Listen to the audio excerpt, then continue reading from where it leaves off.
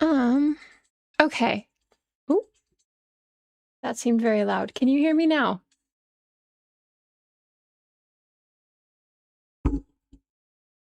Success? I see the bar moving. Oof. Of course. But, yeah, let me know if you can hear me and if this is working or not. Heard, yay! Okay, great. Yay! I'm so glad. Alright, let me share this. Ooh, interesting. Okay. I see what okay. That's interesting. So my encoder didn't connect for a second, which there we go.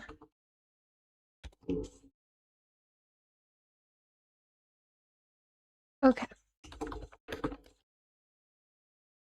Do. Okay, so I will start my spiel over. Um, sorry about the mute. Didn't realize I was uh not able to be heard, but I fortunately think I am. I hope I'm not too loud, but here we go. All right, so a couple of days ago, if you haven't seen this, I am happy for you. If you have seen this, I apologize. There was a dating show, another YouTube dating show that featured Drake. And this time there were 20 women he went on a date with, one after the other, in a studio space. And the idea behind the dating show was for him to find a new bestie, somebody that he would want to be intimate with, and somebody that he would want to marry. And Aqua, hi. We'll see. We'll see. Um, yeah, I feel like today's definitely the day to be myself in this way. But yes, uh, I. So yes, Drake went on a dating show where he dated 20 different women, and there were a range of different women who participated. In one way, there was one positive in that some of the women who were featured were people who were not often featured on dating shows. Normally, dating shows have very strict limitations in regards to the size of a person who can participate or who is seen as, I guess, who would fit the conventional standard of attractiveness, and also a standard that excludes traditionally anyone who is not very slim and anyone who is not traditionally able-bodied. And this is the only positive I have about this, is that this show did feature women who were maybe wouldn't traditionally fit that stereotype. There were a lot of, I guess, OnlyFans content creators, there were musicians, there were actors, there were women of all backgrounds who participated. But what was interesting with this is that they also had notorious OnlyFans content creator Pink, also known as Pinky Chew, participate, and she won. She was chosen as the wife. And one thing that I do think is interesting in the way this is structured, the way this show structured itself, is that it showed something that we're all very aware of, but once again made it impossible to ignore some of the racial dynamics of colorism and of idealizing certain and upholding certain supremacies towards who is seen as attractive and who is seen as usable. Um, Mark says, just as long as they didn't loosen the age minimum, that joke with Drake has a lot of mileage. It does, unfortunately. And that is infuriating that Drake has a platform at all. because he has been very much outed for having very inappropriate connections to young people, Millie Bobby Brown being one of them, and especially when she was underage, which, ugh. And there's more than enough about Drake that has shown that he's not somebody who should be platformed. But because he hasn't been found guilty in a court of law, he has been able to keep his platform and has managed to maintain a very strong um, group of support worldwide and maintain his status as a major celebrity. So there is something I think that is important about seeing Drake as the person that this frustrating, I guess you could say, fad has extended to. Also, thank you so much, Kiko. Thank you. You're so sweet. But yeah, so Pink, the OnlyFans creator, who we have discussed before in the Goth Girl Spit live stream I did a few weeks ago, has reappeared, and this time without her crew. She is striking out on her own. And there have been a lot of responses and backlash, consistent backlash, to the Goth Girl Spit marketing phenomenon, the dating shows that were used to not so subtly market the launch of the Monster energy drink called Goth Girl Spit, which is disgusting to say. But also, her role in that process has only catapulted her to profound fame. And she's using that to cross over from perhaps a more alternative niche to a mainstream level of success by utilizing fetishized understandings of what I think she thinks goth subculture is, as well as a incredible misreading of kink subculture to scintillate people who are not involved in either. And it has led to a lot of negative and long-standing repercussions far beyond what I think anyone who is involved in the creation of that, for example, the Monster Energy drink people, the Goth House, Bop House, OnlyFans content creator house that has been created, none of them seem to care about the long-standing effects of what this will do for a lot of people, especially younger children who are getting into the scene and who are going to be perceived in very specific ways that is going to put them in profound danger. And that is something that I know we have already discussed to a degree, but I think it bears revisiting because of the fact that this is extending even farther. And there is another very concerning level to this that I think affects Gen Alpha significantly, as because I can't imagine being raised in an environment where this is now the norm. AI OnlyFans content creators, where it is now very easy to create AI models for OnlyFans, and there is a market and very popular niche for goth content creators who are AI models. And a lot of people don't realize that these creators are not real, even if they do have identification saying they're AI in the bottom corner. People will not always notice those things. And that infuriates me profoundly, because it only further allows for this misunderstanding to become even more weaponized.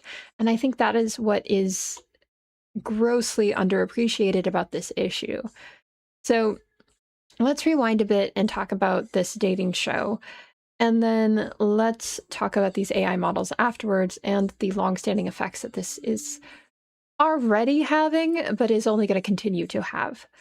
So Drake was canceled quite effectively after his disastrous loss to Kendrick Lamar in the social sphere. And I think it was obviously well deserved considering Drake's utilization of the kind of negative stereotypes about Black Americans to propagate his own fame and to utilize stereotypes and to utilize things that are not fair or fully accurate about his own personhood and his own racial politics in the way that he navigated the music industry and how he was also propagated or propped up by the industry for doing exactly that. And there are a host of really, really fantastic creators who can discuss this in with the nuance and understanding that I, as a not Black person, am not going to have. So I will link those in the description below after the live. But what I can say is that Drake has been kind of well understood to be a inauthentic creator for quite some time, but it went far beyond inauthenticity because he also has been linked to a very concerning series of age inappropriate connections to minors. His probably most well-known one is to Millie Bobby Brown, who was a young child when she connected with Drake, a young teen, and developed a very odd connection to him that many people have wondered at the depth and significance of. And I think it's important to do exactly that, even when you perhaps do not always have perfect supporting evidence that, you know, that could be used in a court of law. It is still important to heavily question anyone who is too comfortable connecting to minors and wanting to spend inordinate amounts of time with them without any other adults present when you are yourself a full adult. Because what does a 30-plus-year-old person have in common with a teenager? Not much.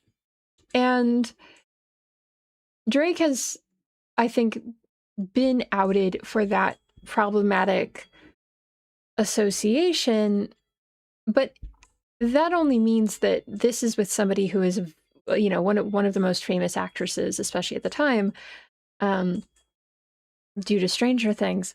But, you know, imagine, and that's the thing, is how many people has he fostered these kinds of connections to who didn't have media teams behind them, who were not well known on an international scale, who perhaps didn't have the ability to be protected on any level the way that even Millie Bobby Brown possibly wasn't fully. So if you have a person like Drake, who is now well understood to be not someone you would want to platform, going on a dating show, trying to some degree, clear his image and reinsert himself into the public sphere in a way that will allow him to be recast in our social understanding of him as a person. He is, for some reason, choosing to go the route of the almost using alternative aesthetics for his gain. And this is not an uncommon thing. A lot of female pop stars do this, but especially white female pop stars do this, but they do it with Black American culture, where they will try to present themselves as adult if they were child stars and show their transition from a child who is supposed to embody innocence to a sexualized adult by utilizing Black American aesthetics. Because for some reason, that is supposed to mean that they have grit and are supposed to be seen as adult, which I think is only playing on racist stereotypes and again, very easy to identify for its very problematic components. But it's almost as if Drake is doing the opposite, but utilizing goth culture now. He went on a podcast a year and a half, 2 years ago, I believe, maybe longer, with a woman talking about his interest in goth women and how he would really like to date a goth woman. But in any other public setting hasn't expressed any interest whatsoever in the culture or the politics behind the goth subculture. And I will also say, within the goth subculture, anyone who is inappropriate with minors is not accepted. It's a big no, and it always has been, and it always will be. That is, again, one of the most basic structures of being involved in the goth community. And anybody who crosses that is going to be held accountable by the community itself and ousted. And if they have done anything that is worth, I guess you could say, legal intervention, that will be followed. There will be community accountability. And that is something that, Drake is absolutely not interested in getting involved with.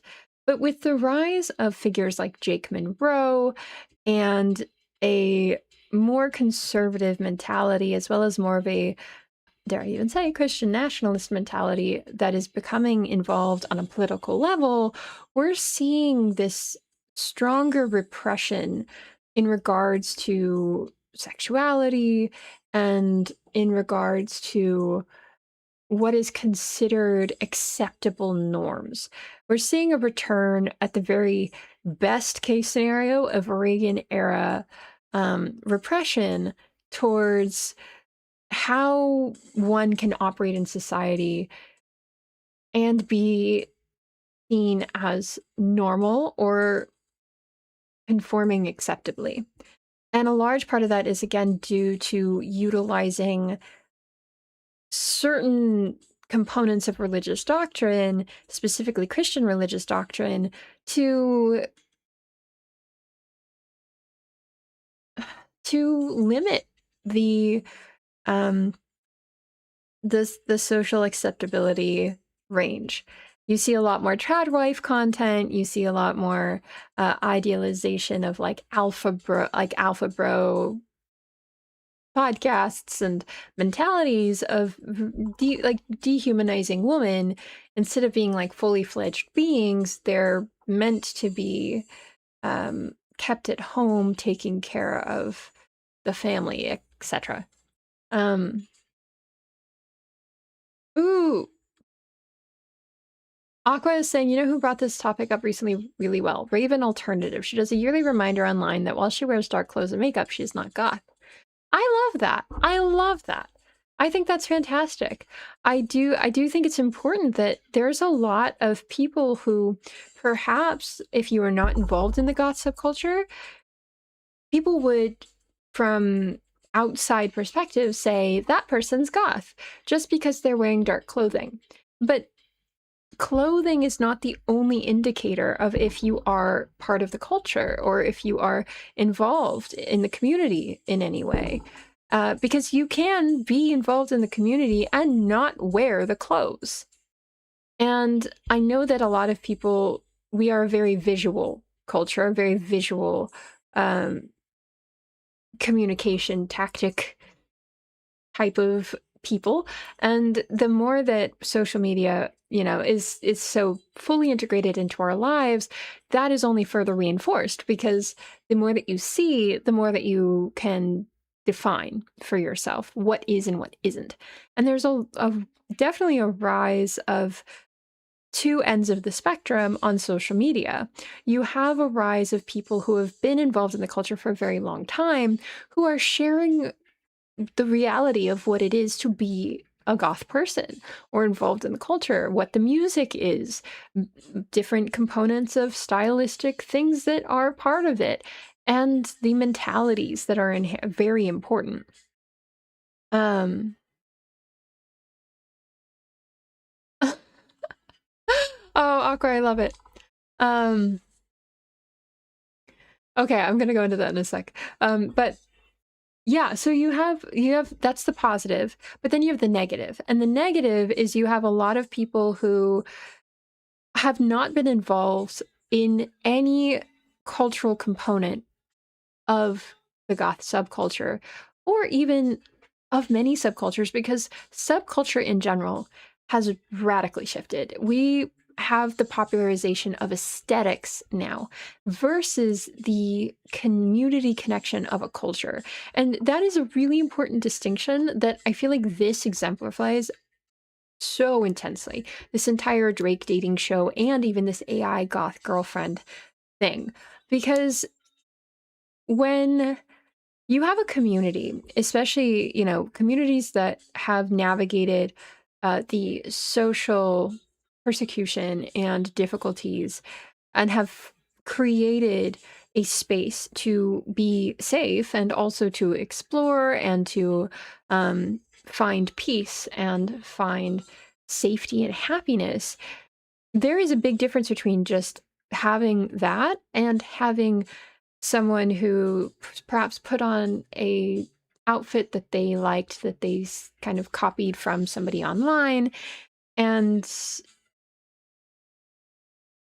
then identifies themselves as part of the culture. That is one step. If, especially in our social media age, being able to access community especially in person, is nowhere near as easy as it used to be. It can be very hard to find that exact thing in your space. I know on a personal level, even though I was profoundly interested in the goth community when I was in middle and high school, I had a hard time finding anybody who was goth in my real day-to-day experience, because a lot of the spaces where I could find anyone who I think seemed to be further involved in that community, they definitely had less of an open door policy for people who are underage.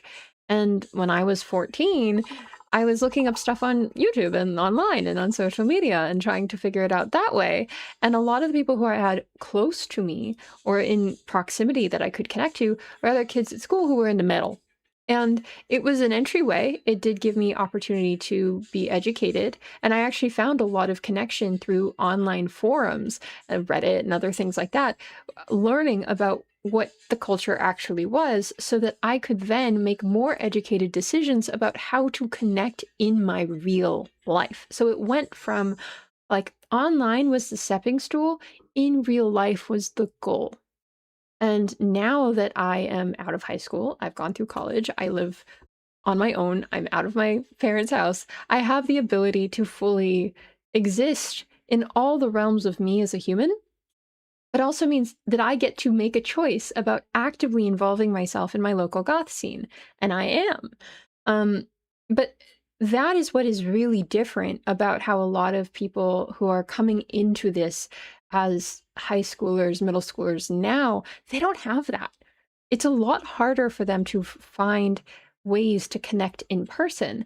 And something that I even didn't get to really experience, but my partner, who's a little older than me, did, is that there used to be a mentorship structure where somebody who was older would take on responsibility in a parental or elder sibling role for younger people or younger kids coming in to ensure they had safe access to spaces to stay if they didn't have safe home lives, to ensure they had access to like basically a community care structure, and also giving and teaching skills of how to make your own clothing, how to connect to other people.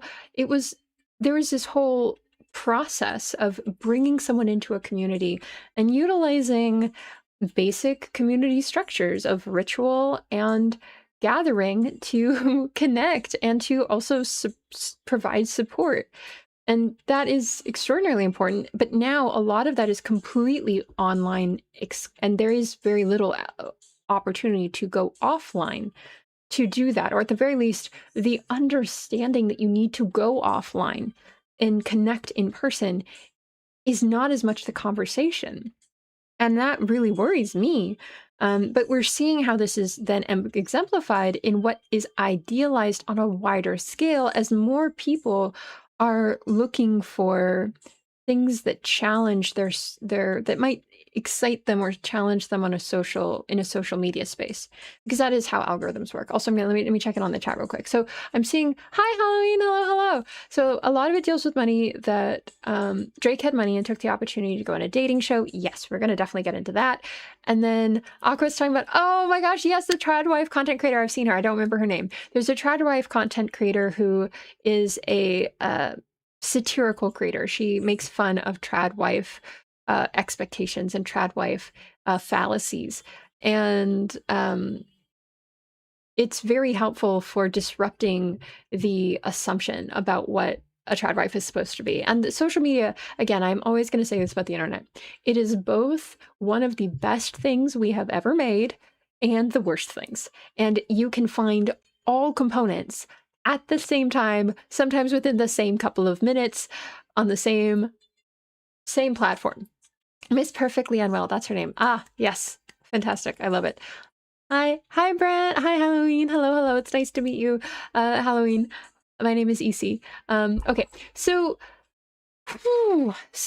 one thing that happens when you have this shift where now you have, say, more people who are trying to share the community components that, if you're, especially for like older, like creators who are a little bit older, who grew up with more in-person communities, who are in the goth subculture, who are sharing the fact that goth is this multifaceted subculture that isn't just one specific stylized image, and are trying to essentially be that supportive figure and kind of information giver for newer and younger members who are discovering the goth subculture for the first time online. You do actually have the opportunity to learn some of those community components and to connect to other people, and then hopefully then transcend to in-person connection. Because even in small towns all over the country, in the United States, but internationally, there are goth communities all over the world. And goth communities have been able to survive and thrive in varieties of spaces. It's a subculture that formed long before there was anything like the internet, and also was a space that inherently became deeply involved with queer community and with the kink community, which is its own separate thing. Now here is where shows like the Drake 20v1 and the Goth Girl Spit and the seven goth girls, one normal guy, those types of dating shows create infuriating issues, is they purposely avoid the fact that kink and goth are two different things that overlap, but are in completely two different things. Because you can be somebody who is not goth who is involved in the kink community. You can be somebody who is goth who's involved in the kink community. It doesn't inherently mean one and is the other. You can be somebody who is goth who is not involved in the kink community at all. But what creators like Pink and the Goth House OnlyFans content creators are doing, and you're now seeing with the rise of AI OnlyFans models who are supposed to be goth, is this complete and purposeful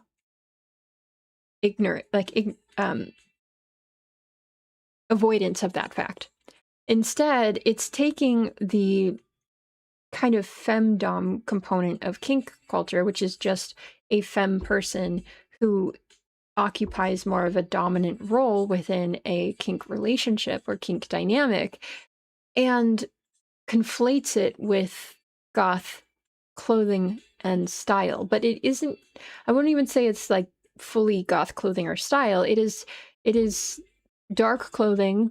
It is what it's being presented is like whiting out one's face with makeup, wearing black lipstick, and then doing a specific eyeliner style that I think has become known as the copy paste, because it was very popular in like 2020 and like TikTok era, when a lot of this became more normalized, because so many people were, due to the pandemic, at home and able to actually explore different styles and see what really fit and what cultural components of their own scenes and own communities they perhaps weren't engaging with that they would have liked to, but because of like social norms and needing to be in daily interaction, they perhaps didn't have the space to do. A lot of people basically went through like I think another puberty. And for people who were going through puberty at the time, it was like, oh, cool, we're all on the same page. But that shouldn't have led to this. It should have, you would hope, lead to a stronger connection of community in each space, all over the world. But instead, you see something else happening. And this is, I know I always harp about capitalism, but this is what capitalism does every time, every time. And hi, Ellie, hello. And then Ellie says, someone pointed out that none of these girls have piercing or tattoo. Oh yes, that they have piercings or tattoos, as if they wear the goth disguise and don't wear anything permanent.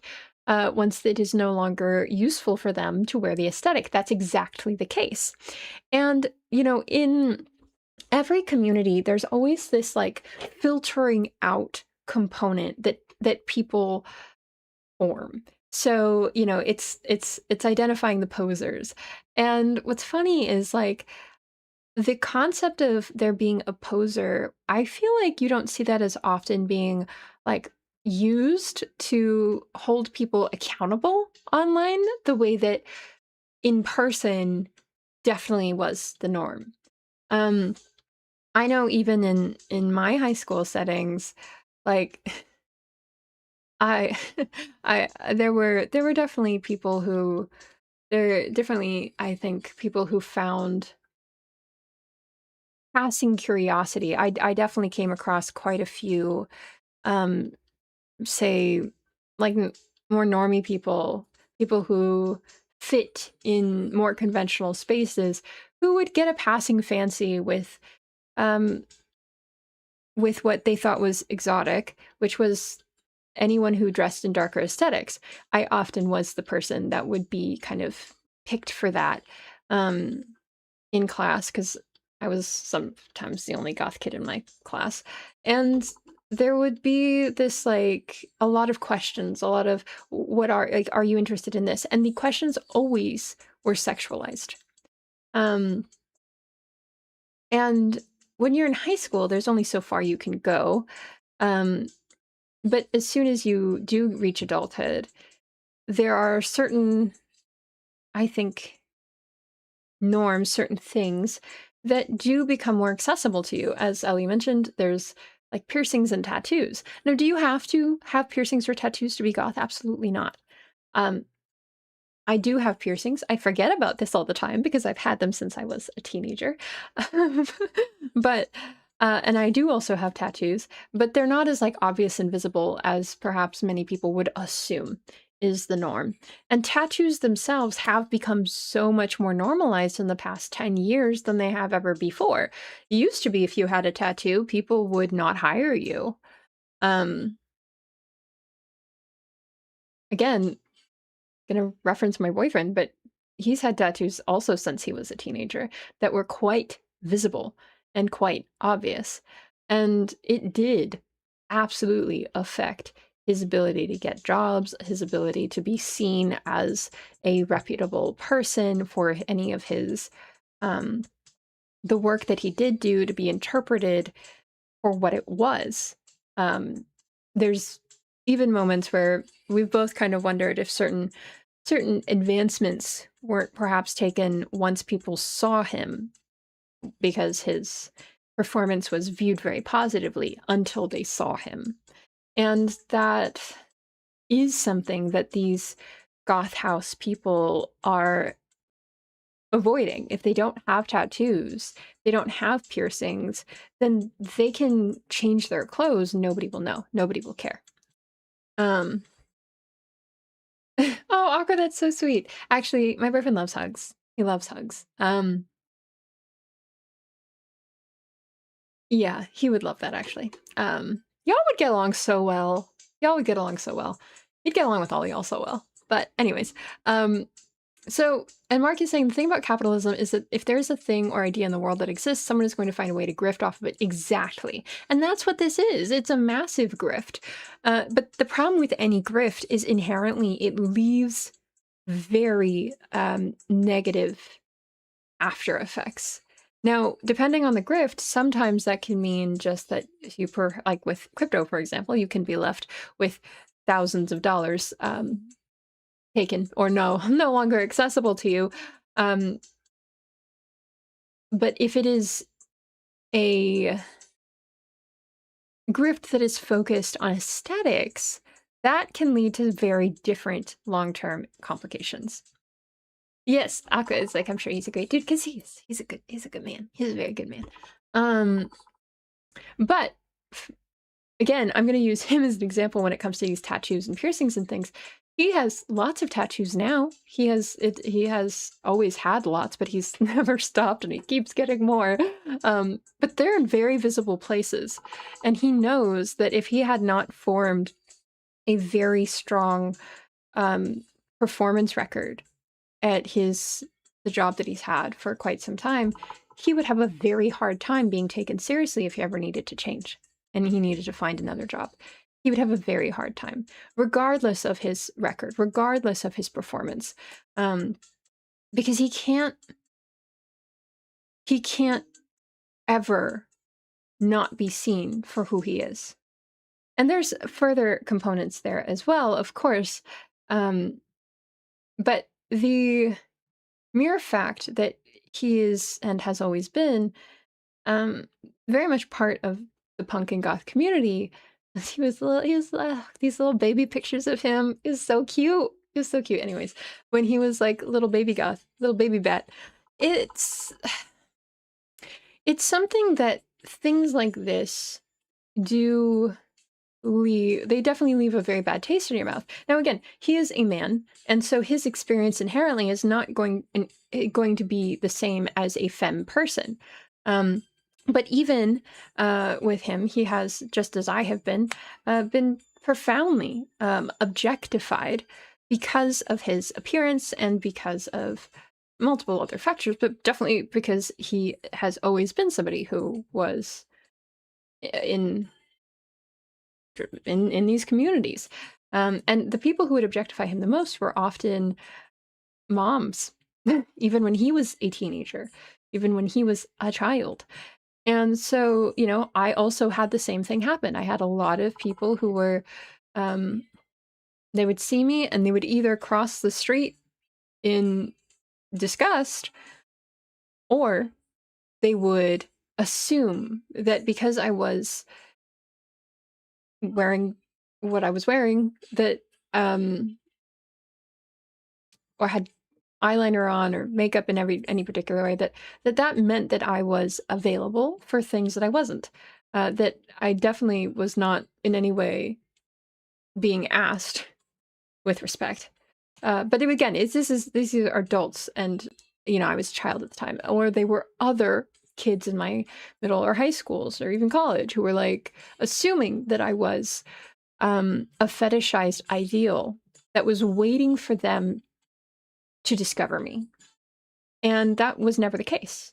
I never had any interest, but it didn't really matter. And that was, again, before things like this happened this past year. Like it's only gotten more of prevalent because it is reaching a wider audience, which is why the fact that Drake is involved in this makes this so much even more frustrating. Because to some degree, with especially with the goth girl spit, there were podcast bros who were talking about like wanting to buy out this the goth girl spit cases, and they did sell out within minutes. People were trying to sell to buy the testers because supposedly the testers actually did have spit involved in their ingredient list, which is, oh god, so incredibly not, first, consensual, and two, like, safe. But okay, sorry, that's not literally the least of the concern here. But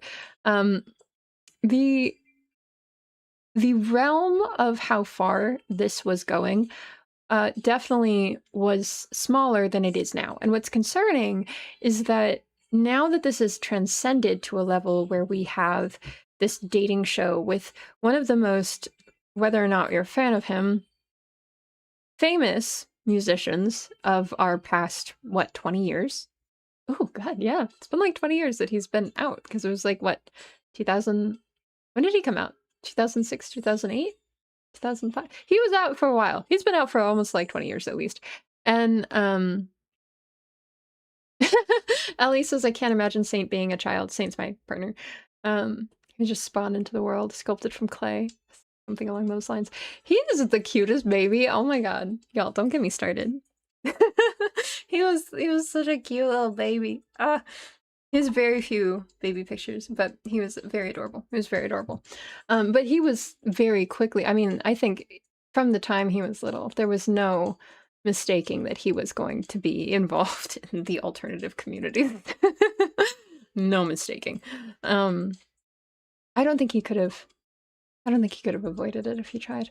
But in all fairness, there was one point where I looked at like a elementary school picture of me, and then I looked at an elementary school picture of him, and I was like, ah, yeah, you could see where we were going. That's obvious. Okay. Like the one kid scowling in the school pictures. Anyways, but yes, okay, let me check on the chat. Ellie is saying most goths dress scary.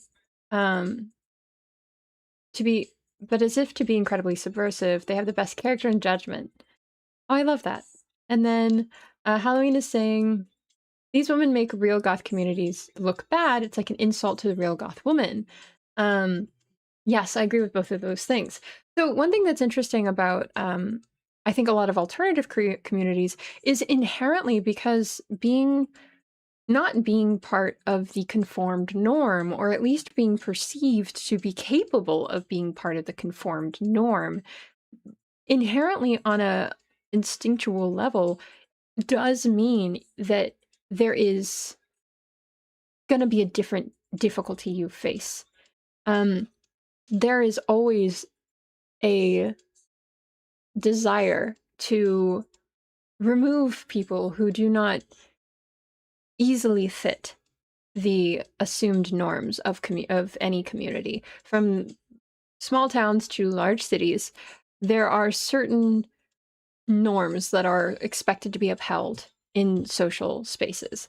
And if you want to interact in the social contract, and for a very long period of time, being openly alternative was not well received. I actually think that until 2020, I don't think there was definitely a slow acceptance, but it was absolutely still niche, and it's called alternative for a reason. You didn't have like the Machine Gun Kelly types of people who were creating this like bridge of like pop and aesthetics of darker components. There was a definite divide. And the alternative umbrella encompasses so much more than the goth community or the punk community or the metal community. There is massive amounts of alternative people. But one thing that was very consistent is just an understanding that you would within those communities, there would need to be a form of accountability and social structure that would allow people the space to be accepted while also still maintaining ideals based on respect.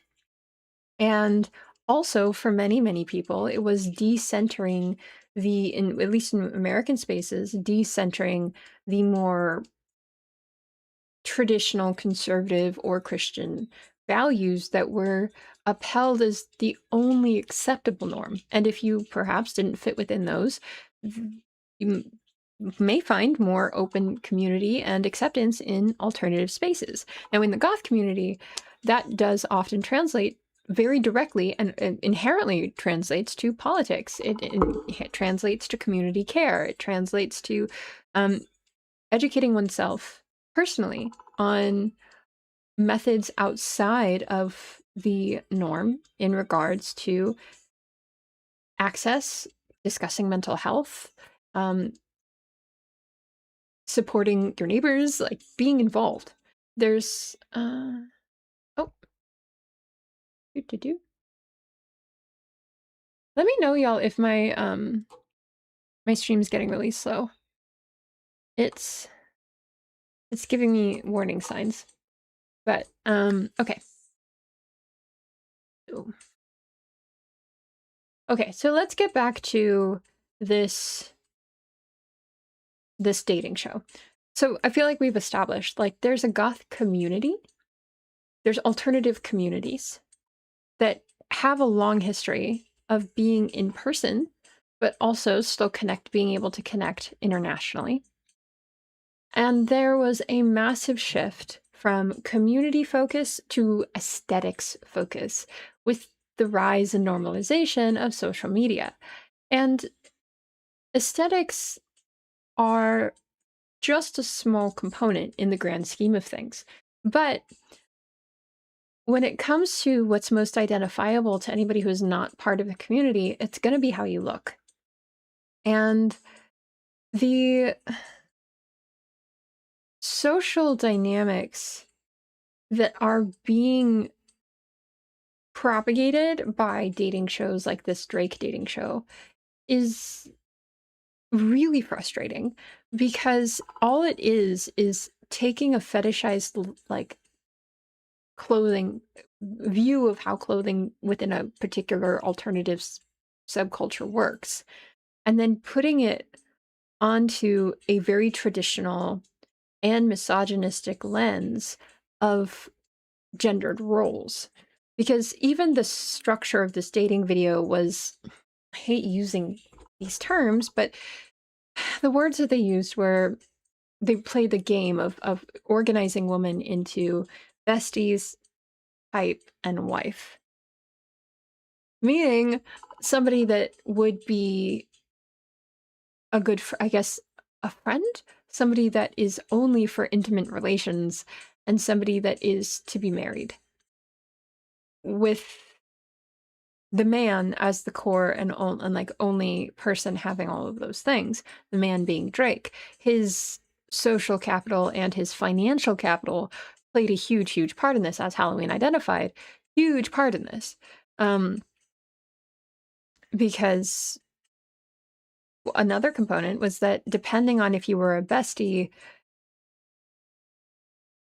a pipe, or a wife, you were given different financial gifts, and those gifts translated to Birkin bags and several $1,000s. And the wife was given anything she wanted.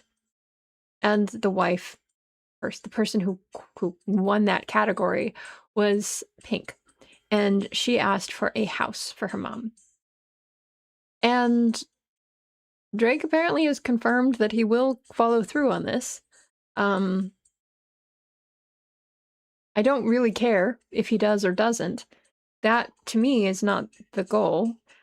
What I am seeing from this is instead to me, everything about this is so obviously transactional. There's no the communication that happened between each contestant. Now, again, this is an edited dating show that, 20 people he's supposed to sit at a table with at this empty studio. There was no music. There was no, like, nothing to, I guess, recreate an actual dating show. It was just, there's Drake, there's a little table, and then one after another, 20 different women come and sit down with him.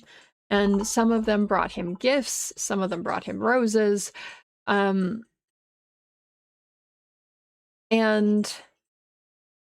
depending on you could only see where like they would get a certain number of questions. I think it was like 3, and then he would choose from there.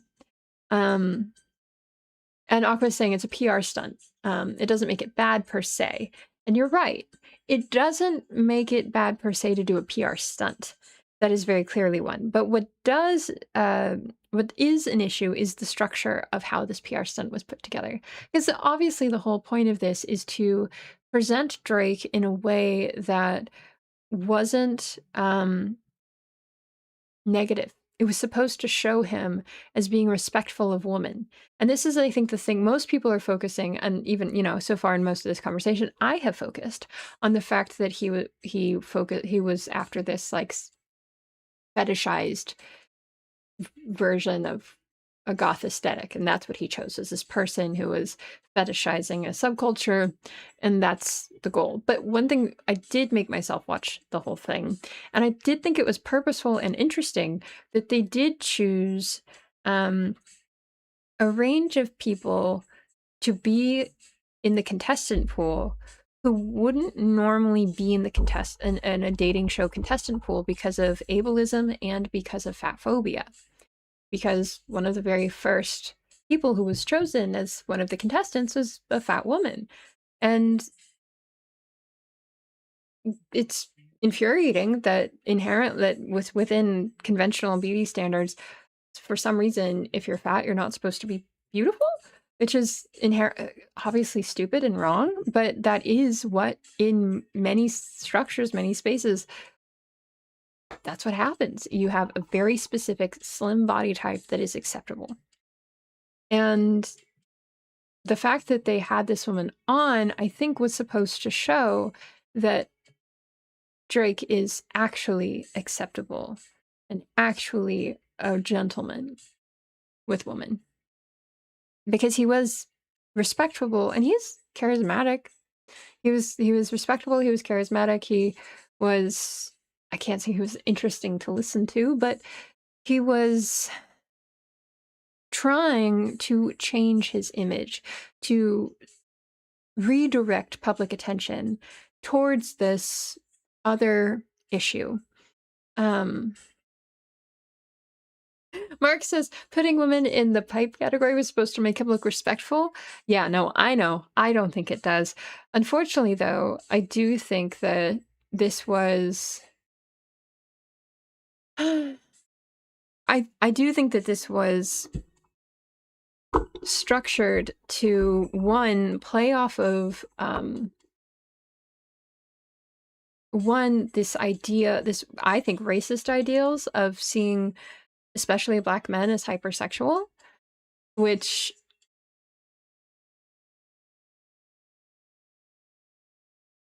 racist, obviously, but also it's something that they chose to do with this and with Drake. And I think it was also supposed to make him look strong.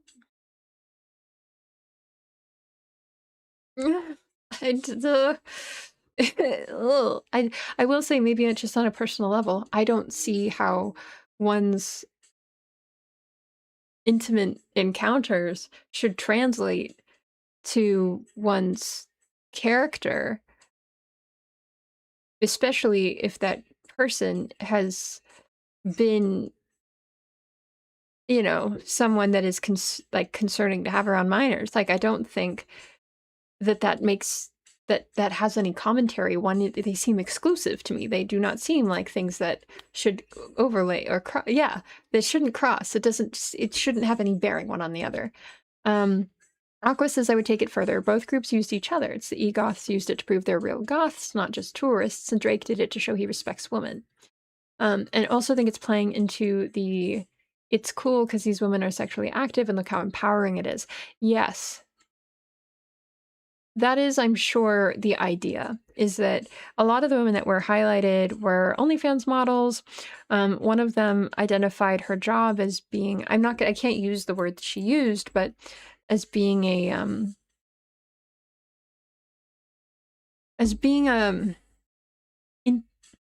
like her job was to be a pro at intimacy. She used different words. She used different words, but I hope that that translates. Um, and it was very much like reducing these women to nothing but their sexuality and their sexual relationship to sex, which shouldn't have to. It shouldn't like if you're trying to show that you respect women, just seeing them. I like that Aqua Mattress Actress. Beautiful. Ew, what? I didn't know that. Ellie says, I want to bring up that the White House uses new Iceman album art as promotion for ICE. Ugh. And unlike other artists, he hasn't done anything to restrict them from using his music.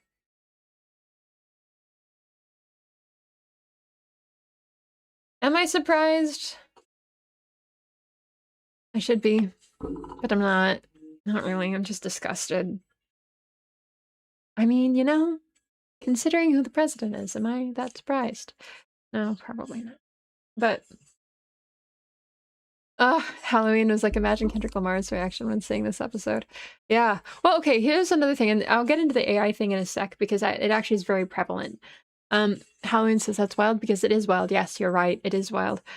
So essentially, there's these very like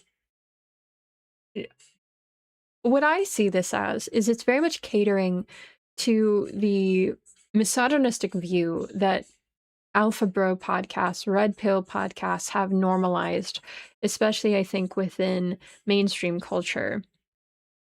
And Drake is using that as an opportunity to redefine himself in the public sphere. And the goth girl thing is the newest ideal within this sphere. And a lot of women who are not involved in the goth community whatsoever have made content talking about how they know their husband or their boyfriend wants a goth baddie GF, so they're going to give him what he wants for once, so he doesn't leave them. I think it's time to throw the man out. I think it's time to throw the man out if that's what you need to do, if that's your concern. You could do better, but yes. Ellie also says, I think Drake is friends with Aiden Ross. Oh, God. Gross. Disgusting. Yes. Mm-mm.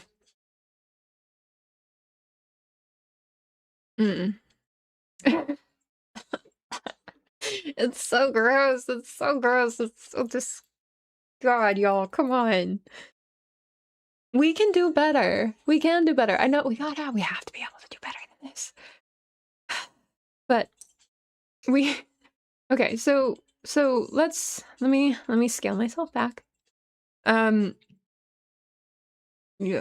So we have Drake, who is utilizing what is now a very popular platform, which is, again, especially now that Andrew Tate has been arrested, the effect of Andrew Tate has had long-lasting consequences in that it is just like Trump has normalized racism and misogyny on a more grand scale. Alpha Bro podcasts have heightened that especially within spheres of space of environments that are supposed to cater specifically to heterosexual cisgendered men, and especially spaces that uphold and idealize white supremacy. And unfortunately, that does cross into a much wider sphere than you would assume. It taps into a lot of more conservative values that have been at the core behind many of the structures and norms that we've had in our country, at least in the United States, for a really long time. And this is almost just like what do you call it? A tumor of that has become more normalized and taken over in many ways. That it, again, is become a more normalized mainstream structure to view women as inhuman and only important based on how willing they are to obey. And the final result of who won that dating show was also very frustrating because it wasn't just that Drake was trying to show himself to be respectful towards women who are very openly sexual. Um, you know, he was also trying to show himself to be respectful towards people who perhaps weren't openly sexual, but were not as normal, like not as common to see within dating show environments, um, to shift the perspective of many and surprise many with his charisma and his gentlemanliness, while still operating within this alpha bro space so that he doesn't get too looked down on by men. Because that has always been Drake's struggle, is that when it comes to women, he has had a significantly stronger support because musically he has focused more on talking about women in his music in a relatively more respectful way. And a lot of men have seen him as less than for doing that. Um, Again, like I said earlier, there are many creators who have done much better explorations of his music, his the role that his relationship to his own racial identity has played and how he interacts on a wider social scale. There's many layers that I think are all very important and are contextual and related to the structure of this particular dating show. But I am going to link videos in the description that will explore that in a much more nuanced and better way than I could. Um, but either way, there's this structure that is present and that he is trying to operate within, and um, he's using what is going to get him an opportunity for redemption. He's trying to present himself as a gentleman. He's also trying to present himself as capable of um, dehumanizing women and getting women by having all these people who are supposed to show that they're attracted to him. As the most common refrain that a lot of the women were saying when they did sit down to see him was like, "Oh, you're actually attractive." Surprised. Um, which I'm not going to comment on whether or not Drake is attractive. I don't care. But it's supposed to all quietly affect your perception of him. And then at the end, for him to create this final tier of 3 women and gift them money and designer bags, all of that is to restructure how he is seen. And I'm sure is part of this grander scheme he will have when it comes to going on this redemption tour. Because a lot of times this is what happens when creators end up losing face in a major way on a public scale. They will withdraw for a year or two to let things cool down, and then they will come back on a redemption tour to rebrand themselves when they think that the internet and the world has forgotten what got them in trouble in the first place. Now, Drake is supposedly going to actually buy this pink person a house for her mom. She has absolutely now brought herself into mainstream awareness for utilizing fetished ideals of who she is. She actually, her approach with her date with Drake was to take Magic the Gathering cards and put them in her. Yeah. Hi, Joseph. Hello. Hello. Hello. Oh my gosh. Hello. Oh, Ellie says it's only a matter of time until Drake turns fully Nicki Minaj, and becomes a puppet for white talking points if he isn't already. Yeah, absolutely, Ellie. I mean, he has been that for quite some time. And it's one of the videos that I did kind of look at broke down. What are words? Broke down how this particular dating show was structured. That one of the commenters did kind of identify, like, there's definitely a. I was wondering. Okay, that was who I was assuming you were. This is who I was assuming you were, but I didn't. Just in case I was wrong. Hi. I'm so glad you found me. It's been so long. Hi. Yay! Getting the crew back together. This is so good. We're talking about the Drake. We're talking about Drake going on this dating show and choosing a OnlyFans model who is fetishizing the goth subculture for financial gain and mainstream success as the winner of this dating show. But we're also going to extend this because there's a farther reaching consequence from all of this. And here it is. Let's talk about it now. AI OnlyFans models. That is now a thing. I will also I will link some of these articles that I found into the description, but I was quite shocked to realize that there are a lot of websites that are like, here, free, you can easily make your own AI OnlyFans model. Oh! Joe, I'm not looking. I'm not looking. Your Joe photo. I'm not looking. Am I really? I am so honored. I'm so honored. Thank you, Joe.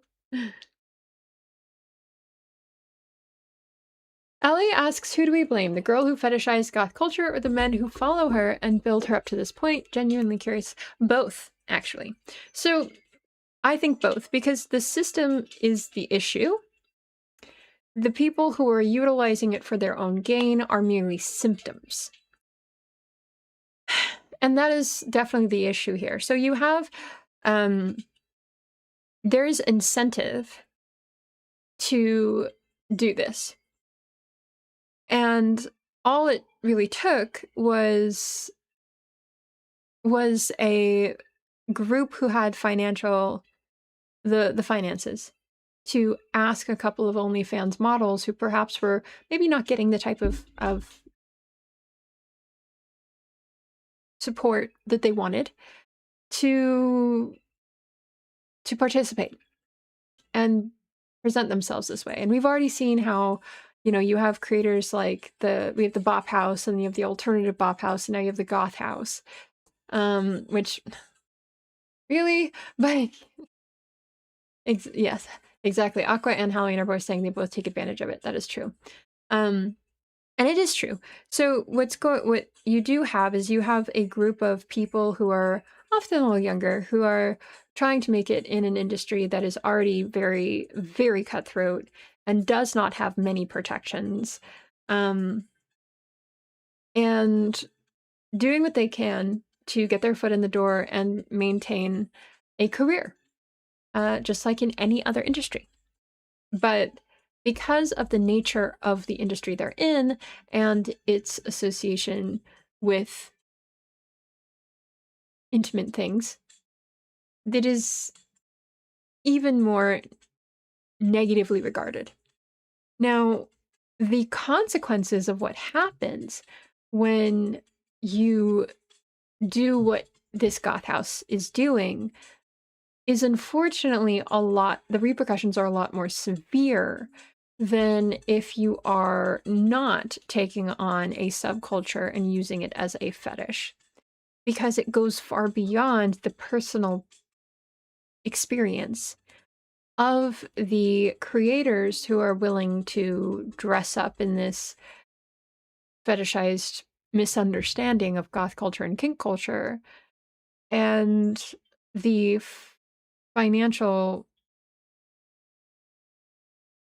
group of people who are financially supporting this. Neither of those people are going to be that profoundly affected in a negative way by this phenomenon, by the fact that this is popular. But who is going to be affected negatively? Children.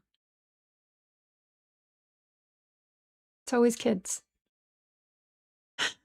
And it's going to be the kids who are just getting into middle, like, you know, in their middle school years and their high school years, who are getting into or experimenting in any way, shape, or form with the goth subculture. And the goth subculture has been a space that is not well regarded for quite some time. but largely as a place that is scary, not necessarily as a place that immediately connects to um, S work. And I think that distinction is important because most of the time, when you have an alternative community of people, the scariness often comes from somebody who is not willing to who is not willing to conform to certain, often religiously backed doctrine. And so the scariness is newness of seeing an alternative perspective. But once that happens, it opens a person's awareness that there are significantly more perspectives, more viewpoints, more ways of existing in the world than their singular experience. But if you shift that from the scariness of that culture being perceived only as fetish that is related to S work, and that is the main driving understanding, the main communication around that subculture, that changes a lot about how anybody interacts. Because it means that if you are in, say you're a kid and you come across some cool goth stuff online, you start trying experimenting with eyeliner, you start experimenting with clothing, you start listening to the music, you start learning about the politics.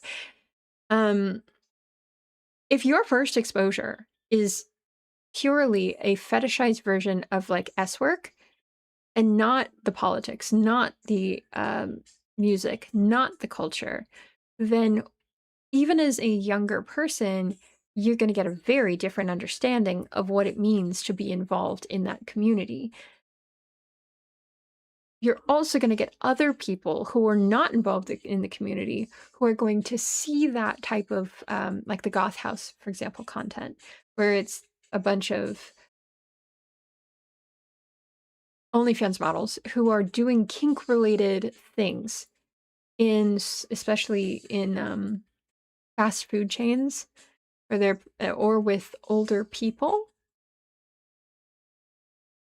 Um, which is again very purposely kink focused without acknowledging it. That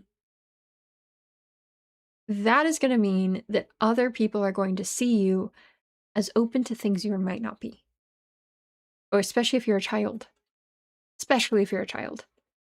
Like, I already had, um, in my own middle and high school, I had people who inherently, because I was wearing black eyeliner and I was wearing black, like darker clothing, and I had like, I went to a public school that had uniforms, and I had like added details to my uniforms, and I would wear like pants under them, and I would wear like all these different, just weird little things that would allow me to dress in a way that felt more myself.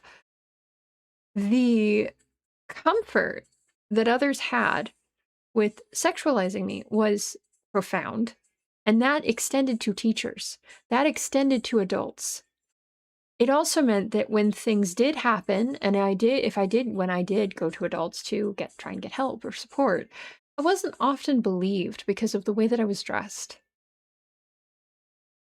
And that was then. Now, it's going to be so much worse. Because if you do a cursory look of goth on like Google or ChatGPT or any of whatever it is that people use, what you're going to get now is significantly more S work related content and significantly less about the culture. And if you're a parent whose kids are going through these things, how much are you really going to, if you're already on the fence about it, how much are you really going to look beyond that? And that is going to severely affect a lot of people. Goth as a subculture has existed for so long and been able to maintain itself pre-internet and now post for very purposeful reasons.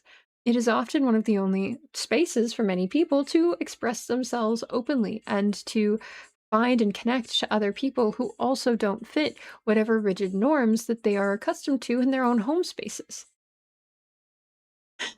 And oh, Joe says S work done either in a powerful way, i.e., feminist pole dancers or creator driven work, as well as people forced into it by whatever reason, are prone to have exploitation and are exploited by others. Yes, very much so. Yes.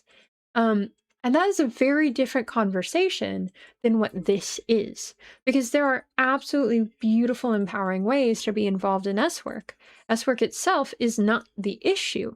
The issue is the people who dehumanize the creators behind it. And one thing that's very frustrating about this entire mainstreaming of the Goth House content is it's all stuff that is very kink focused without an awareness of the culture of kink, which inherently requires consent. And that also means that if you're finding these things online, generally there is like purposeful spaces where you can find those things, and you also are looking for things with words like kink or BDSM in the title, or you're looking for particular kinks by name, so that you already have to have an understanding to some degree of the culture or a way of learning more about it in order to find it. But by shifting the focus of not having any of that kind of like purposeful filtering wall, you to what is now what you see in those Goth House contents, which is again just very kink focused. Like, you don't have any of those safeties precautions. You don't have any of those ways of having a empowered decision behind how you involve yourselves. You don't have the opportunity for consent. And that is also then being extended into very specific OnlyFans spaces where you have AI OnlyFans models who are figures that are going to be able to do whatever is asked of them. They're not human. They are AI models that are often run by companies, by men, by creators who are not using it for empowerment, but are using it for fetishization and the dehumanization of S workers. And even Pink, the creator who ended up with Drake, this past week there were AI photos of Drake on a leash with a different Goth House style content creator that were AI. And Pink, I think, actually reposted them, even though it wasn't of her. And that's actually what made me aware of the fact that that even exists. So what you have with all of this is you have this very concerning pattern that's forming where any of the traditional community installed structures in kink communities, in goth communities, in alternative spaces that would allow for people to consent to the degree to which they want to participate are not there. And it dehumanizes the people who are involved, so that from especially anybody coming in from the outside who doesn't have the language that is necessary to be able to recognize what, like, you don't know what you don't know, um they're going to come into this and they're going to be kind of barraged with imagery that is not always easy to take in. And they're also, especially for any younger people who are going to be coming across this content, the S industry is already very badly regulated, and it has had very negative, like, cognitive effects on younger kids who are coming into this, and even developing addictions and developing unhealthy relationships to S content.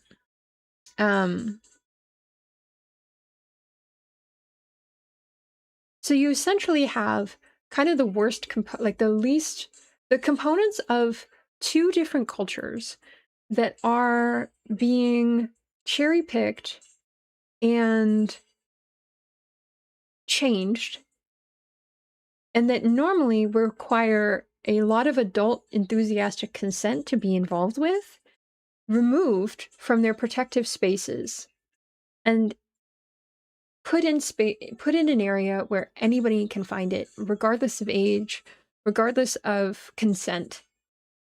And that becomes the image and the understanding that the wider world has of these two completely different communities. And that only leads to very dangerous long-term effects. It leads to people, again, further normalizing the dehumanization of femme people, but also further normalizing the dehumanization of anyone involved in alternative communities, especially goth communities, especially kink communities, and assuming that there is only one version, only one way to exist in those spaces. Also, there is absolutely no conversation in any of these like dating shows that have done this, or the Goth House content, of safe words, of safety, which is the most important tenet of any kink community. It's safety. It's ensuring that there is a healthy dynamic focused on adult enthusiastic consent at every level of every stage. None of that is present. None. And it's, again, a misrepresentation of a subculture that is about community, restorative justice, anti-racism, very, very politically driven space. Very queer, that you're just completely erasing in favor of a white supremacist power fantasy. It's pretty gross. Okay, so then... okay, so Joe says, I meant the idea of exploitation in i.e. S-work, that almost gets re-exploited by others, and then you see the goth thing that is going on, or AI, and you realize that this is exploitation that is just going to be rebranded over and over. Yes, exactly. And only empowering the rich, the deviant exploiting the perceived deviant as a fetish is, yes, crazy too. Yes, it should be. That's the thing, is, you have also then this new, like, I talked a little bit. Oh no.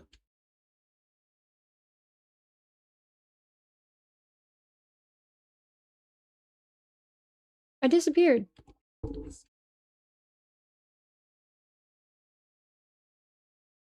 Oh, I'm back. What happened?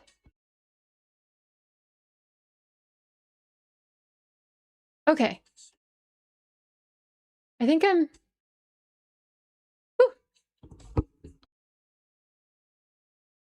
Sorry, I think my stream stopped for a moment. But I'm typing it in chat just in case.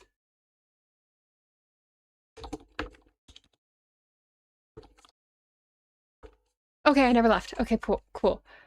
Thank you. Yeah, I was like, wait, what's going on? It just went black and it was like, never mind, bye. And I was like, wait, what do you mean? Oh, did I do something? But okay, so ultimately, the core issue of all of this is that all it is doing is reinforcing this disenfranchisement and dehumanization of a wide range of people, and removing community structured norms around consent and safety in favor of making money for a very small group of people at the expense of many. And, in the end of the day, all of the Goth House content creators will make their money, and then it won't be exciting anymore. It will eventually pass. But it is but what happens is in that process, certain certain shifts happen on a societal level. And yes, Joe, what's your question?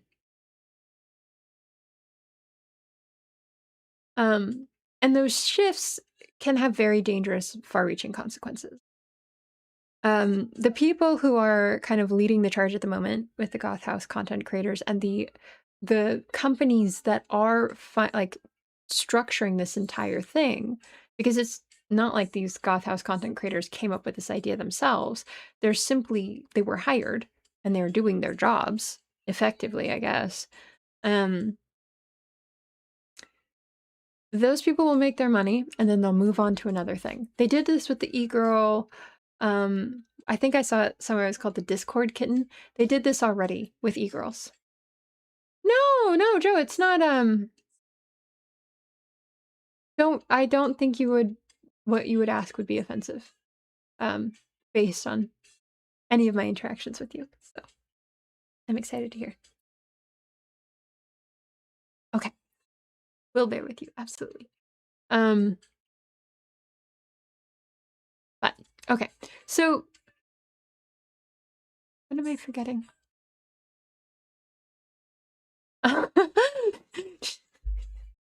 me me trying to think through all the things, and it just keeps replaying this one clip in my head as the actually the pink creator, pink content creator, like at a Dunkin' Donuts, and she's like licking a donut. It's so uncomfortable, and it just keeps replaying in my head, and I'm like, please not this, please not this, please make it stop. Um, ugh. Um, but yes, I think they also did this with the Manic Pixie Dream Girls with the early 2000s, with all those movies that like kind of fetishized women who are alternative, until like the 2010s. And that was very much the norm. But and it did absolutely affect lots of people very negatively. I will say I do think that the structure of this is a little bit more dangerous because of the access it allows that is a little unprecedented. Because even, you know, when a lot of these things were confined to films before the internet was used in the way that it is today, especially before there was social media in the way that it is today, you could come across movies, but it wasn't as easy to be exposed to things, and there wasn't always the same level of overt sexualization. But now, especially in our attention-fueled economy that is algorithmic, it the algorithm is only going to prioritize what gets the most extreme reaction. And that often always goes back to, um, that always goes back to kind of the core instigators for humans, which is fight, intimacy, and fear. Um, so if something is going to make you angry, if something is going to make you want intimacy, and if something is going to make you scared, you will interact with it more. Anger especially, intimacy especially. And that's what algorithms will definitely prioritize. So you will see more and more and more of it. And it will create a sense as if this is a norm. And it will also purposely consistently feed that type of content to you. And once it starts to feed content like the Goth House content, it does often also feed you the types of mental structures that go with it, which is alpha bro podcasts, red pill podcasts. It will also can lead you down an alternative an alt-right pipeline, which can be very, very damaging for lots of people. And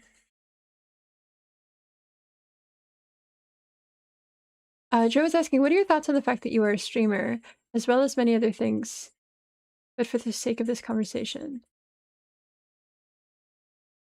You're having a conversation about something like this. I'll start with the first part of that question so that I can give you some time to. I think your question got cut off. But what are the thoughts on the fact that you're a streamer um, within this conversation? That's a good question. That's a good question. I think that inherently, I was actually going back and forth. It's interesting that you asked it because I was going back and forth about like, should I even have this conversation about this? Because am I not feeding into the issue by bringing attention to this entire concept? If I had talked about something else, wouldn't that be better? Um, oh, it ran out of character limit. The princess alter ego talking about something similar, not done. Oh, I see, I see. Okay. So it's not just that I'm a streamer and talking about this, it's also the fact that I have two very distinct methods of existing in the world. Yes, actually, that's a good question. I'm glad I get the opportunity to talk about it. So thank you, Joe. Um, so I'm going to start with the conversation that I had started, and then we'll move on into my kind of my personal aesthetics and how that affects as well my place within this conversation. Um, so with the fact that like as a streamer talking about this inherently, is it not a thing that I am bringing more attention to this? Yeah, it absolutely is. Absolutely. Is it helpful to have these conversations? Am I only propagating the exact issue that I am talking about? To some degree, inherently, probably. What I think what's tough is when you have when you're having a conversation about something that is problematic, you do unintentionally propagate that topic further. But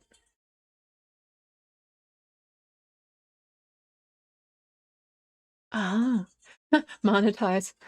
I wish I'm not monetized. I don't make money from this.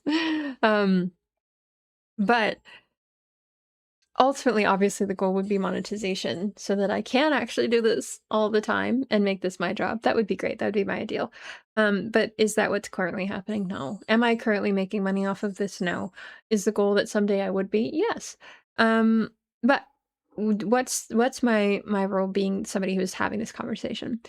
I think that one of the difficulties of having a conversation about difficult topics, especially topics that are only propagating negative issues, is that inherently you do need to have conversations to challenge and identify the issues within certain social spheres. Part of the responsibility of any community is to hold itself accountable. And as part of the human community and the online community, whatever my small little corner is, I still have the opportunity to also bring whatever my contextual knowledge is into the conversation so that there is at least another voice who is acknowledging the issues within this and pushing back against it and hopefully supporting the um, further awareness about what needs to be understood when it comes to engaging with topics like this. Because when things like this dating show happen, and then things like this, um, and this whole set, because there was a series of them. But when any of these dating shows happen, I actually was so shocked by this because of the fact that I thought the backlash from the last two and the Monster Energy drink special was going to lead to strong enough of a reaction. It seemed, at least to me, that there was a very strong negative reaction. However, I think that is where the issue of also my own algorithmic echo chamber comes in, because I am seeing a lot more of the negative backlash to this. And when it comes to the finances, are people still buying out those goth girl spit drinks? Yes, they were. Are they making more? I have no idea. Was it a short-term thing? I don't know, but I hope so. Did it work for what they wanted it to for this ephemeral marketing strategy? It did, and some people are using that ephemeral marketing strategy to continue a career.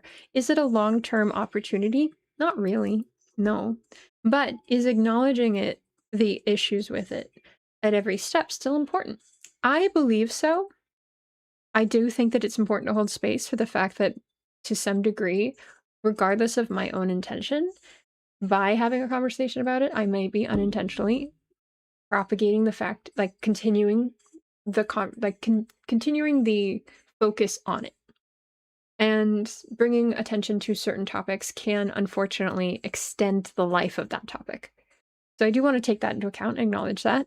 On the other hand, I still, like I did say, think it's very important to be able to push back from my own contextual experience and also from um, my what I have seen.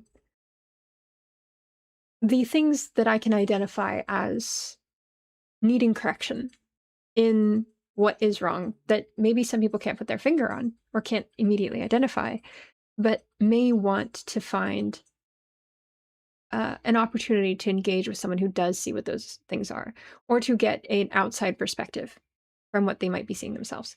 So for anybody who maybe just comes across like the Drake thing and is like, what's going on here? And then if you see a range of videos from goth creators or creators who are part of the community who are saying, hold up a second, this is not, no, or getting an opportunity to engage direct through like a live stream, this is the closest we can get at the moment, especially on a wider scale, to the structure of a community that has largely been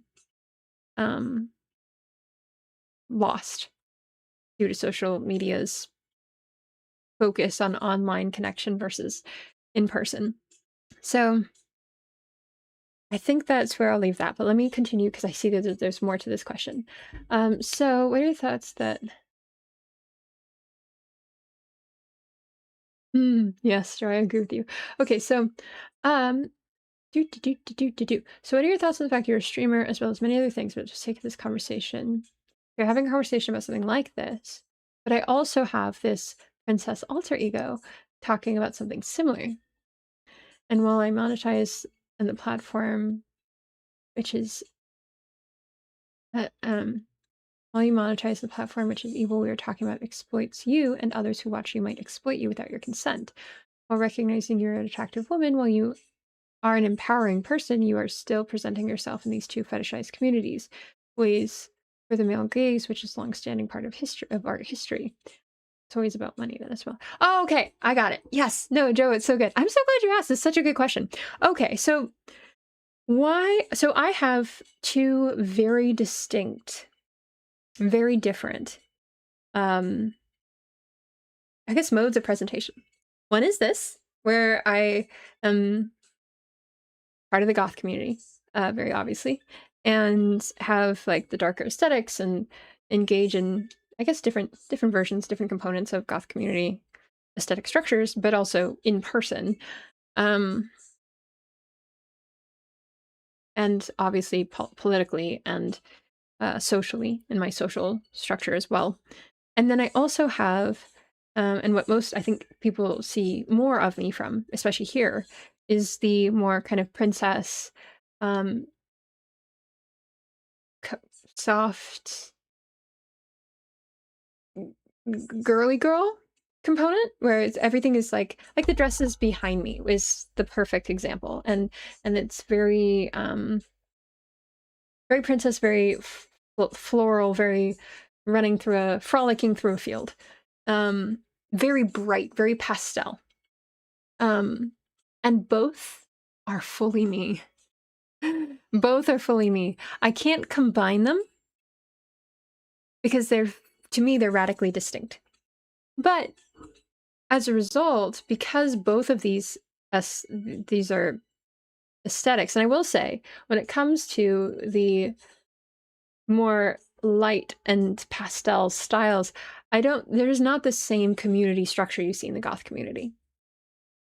So that is significantly more I guess just an individualized personal thing that is also way more popular on social media now than before. But okay, so there is unfortunately a profound fetishization of both goth aesthetics and Princess Strawberry Cupcake. I Strawberry cupcake soft. Not like soft girl like the clean girl, but like the kind of princess. I think princess is probably the best way to say it without, but that does also have a different negative, like, princess treatment. I don't want princess treatment. I do not want that. I do not espouse those mentalities because I fully feel like princess treatment mentality is very gendered norms, and can be used in unfortunately misogynistic ways. But again, still, like, I wish I could. They're too far above me. But there's this whole. My entire aesthetic comes from these fairy tale books that I have that I had as a child. Oh my gosh! Hi, hello, Robson. Is it Robson Kua? Kaua. Robson Kaua. Hello. Let me know if I said your name correctly. If I didn't, please do correct me. I always want to say people's names correctly. And we were talking, just for a quick recap, we were talking about the Drake 20v1 dating show thing with the pink online OF content creator who participated and won that show. And now we were also kind of connecting that to the normalization of a misunderstanding of a subculture and a misunderstanding of two different subcultures. Thank you, Robson. Aqua, I do think that even when women wear clothes from the 1800s, still, actually, I have a example of this that I want to share. Okay, so so that was what we were talking about, but I was asked a very cool question that was kind of asking about my own place as somebody, a woman online, who is both part of the goth community and part of this kind of softer pastel, floral, princessy, whimsy community. I don't know what to call it. Actually.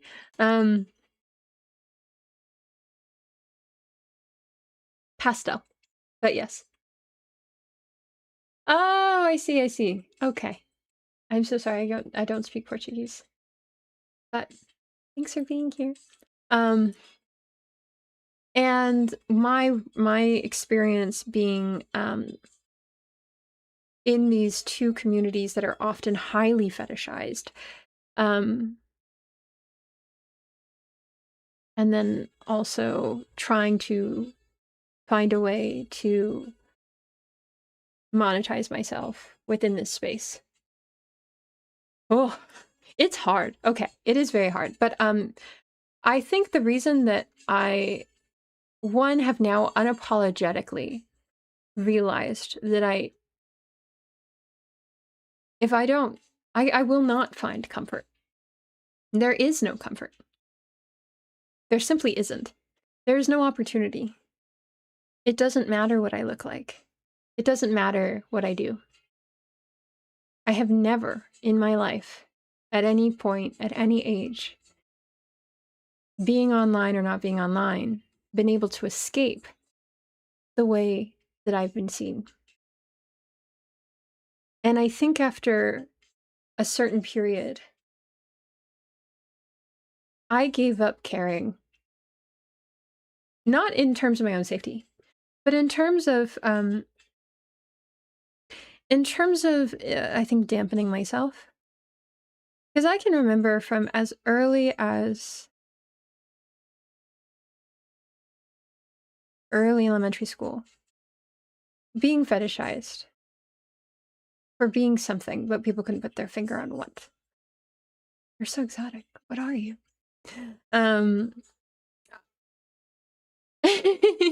Joe, I know. Don't worry. I really actually super appreciate your question. I think it's such a good question, and I'm really excited. I actually get to think about this and to talk about it.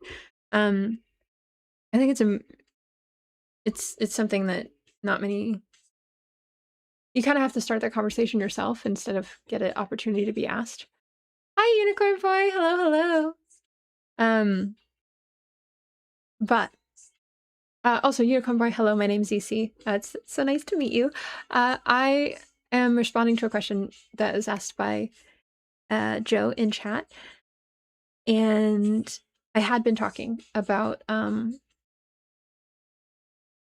the issues with the Goth House OnlyFans content creators who were highlighted by a dating show that Drake appeared on this past week, and the kind of continued fetishization of goth aesthetics at the expense of goth culture, and also of kink aesthetics at the expense of very important tenets of kink culture in the way that they're being monetized and advertised to people who are not involved in that culture, through things like dating shows and through things like social media content that is meant to advertise a group of OnlyFans creators.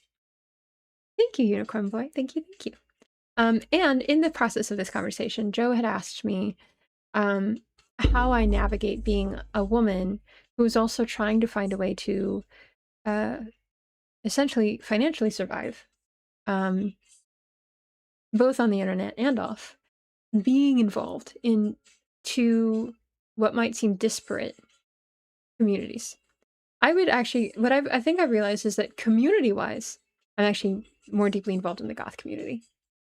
When it comes to how I dress and the types of space that I like to have for myself, I am very pastel, very princessy, very pink. It's this dress right here with the flounces and the ribbons and all that stuff. That is very me, and both are me. This is me. That is me. There is no one. It's not a costume in either way. And what I was kind of talking through was the fact that what I realized very early is, one, partially because of my race, because I am a very easily misidentified person. And I think I had certain components to like growing up in the South, which I did, moving around both throughout the United States and a little bit internationally. One thing I learned was that there was no opportunity. I could try to conform comfortably into certain social norms, and I did try. I did try very hard, but I have never successfully been able to do that. I don't think there is an environment in which I can avoid fetishization. And what often happens when, especially I think if you are somebody who, regardless, is going to be fetishized or dehumanized due to either racial structures, also gendered structures, and norms, is that it is significantly easier to find comfort moving through the world within the contexts of communities that are more alternative, that also allow you to feel safer and more protected within your own self and your own physical space and your own mental space. And that is what I find happens for me with how I experience and interact with fashion. Aqua says, a reminder that fashion and culture are not mutually exclusive. You can be in goth culture and dress in pastels. That is very true. That is very true.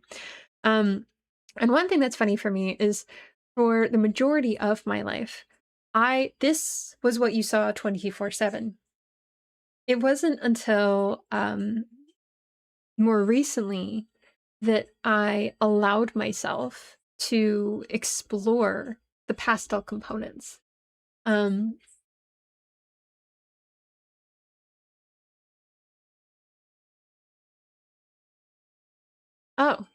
and Joe says, so is there a solution to this or many of the things we talk about, or will it always be exploitation, money, and the desire of power, along with the need to understand to take the wheel and continually drive us? So there is, I believe, and I think that's what I really appreciate about one way that I navigate being online. I am, again, still very new at this. I haven't like been online in a me in front of the camera way for a very long time, really. Um, as you say, Joe, through new chaos and after chaos and all the ridiculousness. Um, I do think that there is a way through this. And what I've realized is that in coming to terms with the fact that I am both a person who is very safe and happy in soft and pastel aesthetics and spaces and environments, as in darker aesthetics and spaces and environments. Both are equally my home. Um, what I've learned is that within the goth community, within a lot of alternative communities, I've seen examples of things that I didn't see as much in more mainstream spaces. Uh, and that was a system of accountability, community care, and alternative methods of connection. And I think all of those things are very important. So, one of the really big things, if you do not step outside of a lot of, I guess, what you could say more mainstream cultures, is there's assumptions of what you're supposed to accomplish in life, the ages that you're supposed to accomplish it, and the method and ways in which you're supposed to accomplish productivity. And if you at any point realize that there are either barriers or there are ways in which you are not accomplishing things to the degree that is expected within the more rigid norms, you start to look elsewhere to see why. Because a lot of times there aren't answers outside of you just need to work harder. And I also I'm neurodivergent and grew up with a pretty intense lack of understanding about my own neurodivergence, um, which severely affected my school performance. I mean, there's lots of things that forced me to recognize that I needed to look outside of what was the most obvious in order to see that there was more to how you could navigate life than just what was immediately in front of me. And that there were also, of course, multiple perspectives far outside of my own that were so important to be able to uh, remind myself that my own perception, my own world was quite small. And the more that I learned, the more perspectives that I was able to observe and take in, the greater and richer the world was. So, um, Aqua says the solution is not a quick and easy one, but continuing conversations and exploring new ideas can make changes. Absolutely. Agreed 100%. And I think what I realized and what I've been on the path of realizing is that um, there gets to be a point where you identify the issue, recognize how pervasive of an issue it is, and you can call that issue out. But if you don't if you don't look towards a solution, all you do is burn yourself out. Like, with the amount of times that I have been dehumanized and sexualized and um in person, online, in any space, in workspaces, in social settings, it would be very easy to be jaded and be um, consistently suspicious and to withhold interest in nuance. But what I find empowering is recognizing how my negative experiences are not the only experiences. There are so many other important components to why things happen, the way that they happen, and how people respond to them. So, whatever my own personal assumption might be, there's always another viewpoint. And there can be a lot of value and things that I also learn are not useful in those viewpoints. So just like Akra is saying, it's really important to continually expand your knowledge and continually challenge your perspectives and recognize what your core lines are and then see what fits within that or where you can grow. Because I think that's the thing is we are every single human being is so there's so much more to each one of us than we as ourselves often can recognize. And it's often another person who sees that within us before we recognize it ourselves. Um, and Joe says, is the answer or solution just that the human condition really is just perseverance? And you said it, connection. That uh, the common thread through history, as well as the negativity. Connection is the common thread. Yes, I agree. Yes, that is very much it. It's perseverance and it's connection, but it's also patience. Perseverance is not just like continuing, like we're continuing on. It's actually, I think, recognizing that there are always alternatives. So I know I've already been pretty vague, or I've gotten a little, it can be kind of hard to nail down exactly what I'm saying, but the ultimate point is that the more that you connect to other people, the more that you teach yourself and that you learn outside of your own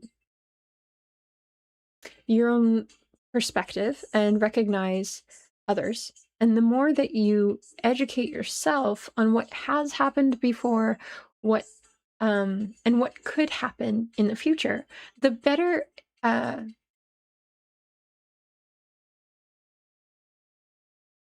we're trudging out here. I believe, I know, Joe, it's not easy. Um, yes, Aqua says connection alone isn't enough. You must explore a wide range of ideas. The wrong connection can lead to hate and insulation. Very true. So, yes, exactly. The more that you connect is important. The more that you persevere in expanding your connections and experiences is important. But also, I think the most important thing is finding, um, recognizing the beauty of healthy community. And I always go back to healthy community. For me, I've seen that most consistently within the goth community. Um, and what I'm really happy about with the internet is that we have the opportunity, one, to have conversations like this, but two, to be able to connect to other people and learn from them in a replication of what you used to do more in person. But it does also give you the opportunity to find things in person and choose to make connections there. I think that is what I have always have to come back to, is that no, Joe, it's no, don't shush. Don't shush. What you're saying is very important. Um Communication and comprehension, yes. And kindness and compassion. So if we're going to keep it with the C's, communication, connection, compassion. There we go. Communication, connection, and compassion. All of those things are inherently important. Community is the most, because it does allow you an opportunity for recognizing the importance of ritual and recognizing the importance of accountability, recognizing the importance of expanding beyond your own viewpoint, and recognizing the importance um, of nuance. Multiple truths can be true at once. So yeah, I think inherently being a woman online is going to be a little weird. Being somebody who has two alternate like, I guess, presentations and fashions and styles, which are both highly fetishized, is going to inherently have difficulties. People are going to dehumanize me inherently, but they were going to do that no matter what. How I dress, maybe it gives certain people a thing to latch onto, but if somebody is going to dehumanize me, they're going to do it regardless. If I feel better dressed in one way, then I will dress that way.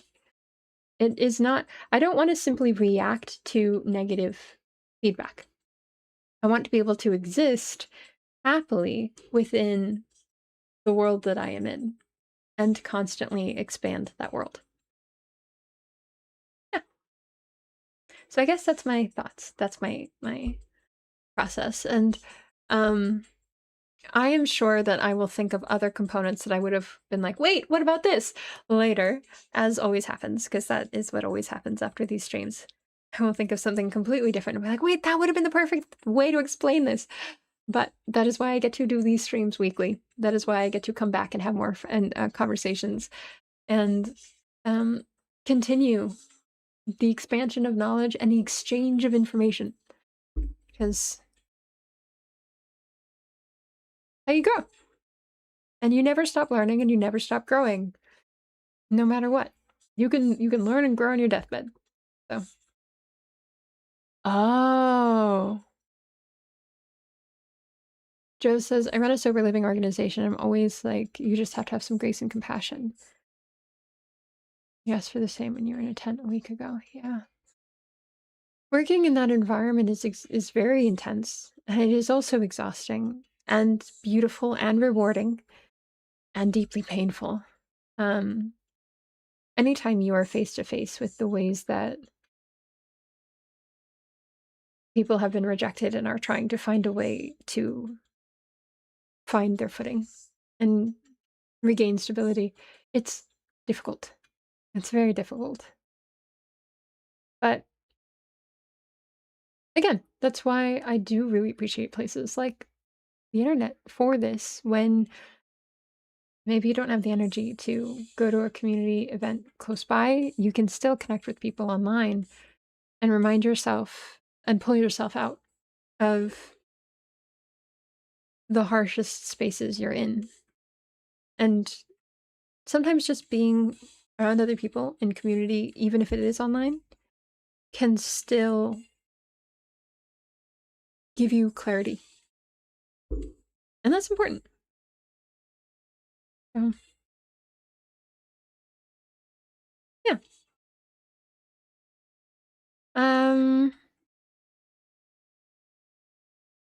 Okay, let me think. I feel like, I think, maybe, I managed to talk through a lot of the ideas that I had for today's stream. I hope that I was able to answer your question in a way that was actually covered what you were asking.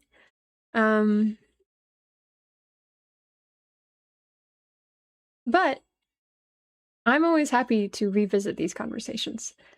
If there's other components, you're like, wait a minute, wait, hold up. Look, you said, could we go deeper into this? I'm happy to do that. I'll be live again next Wednesday for sure. And then also I have a Discord, and on Sundays we have movie nights, and we also kind of like talk and like chill, which is really nice. And talk to each other and stuff on there.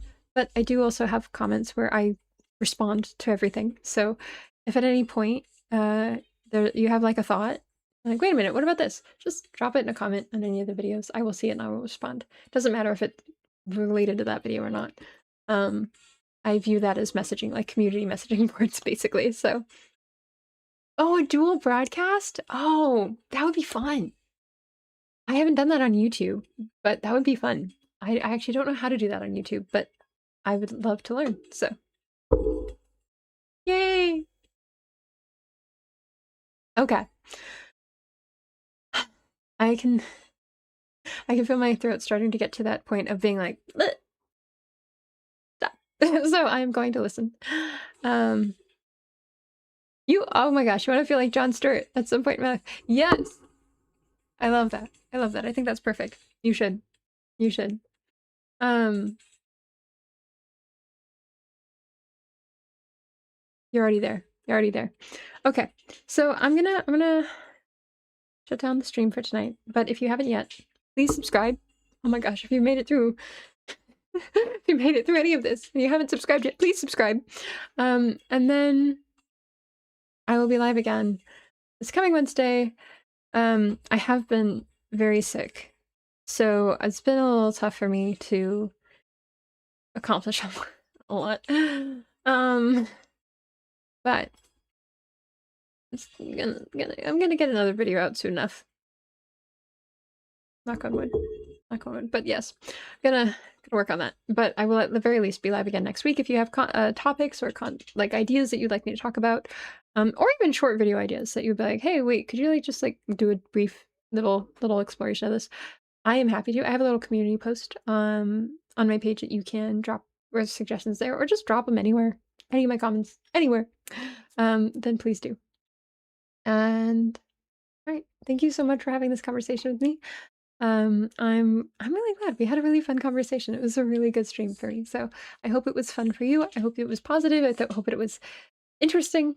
But I will see you all again Wednesday for sure. Good night. See if I can actually click the right buttons this time.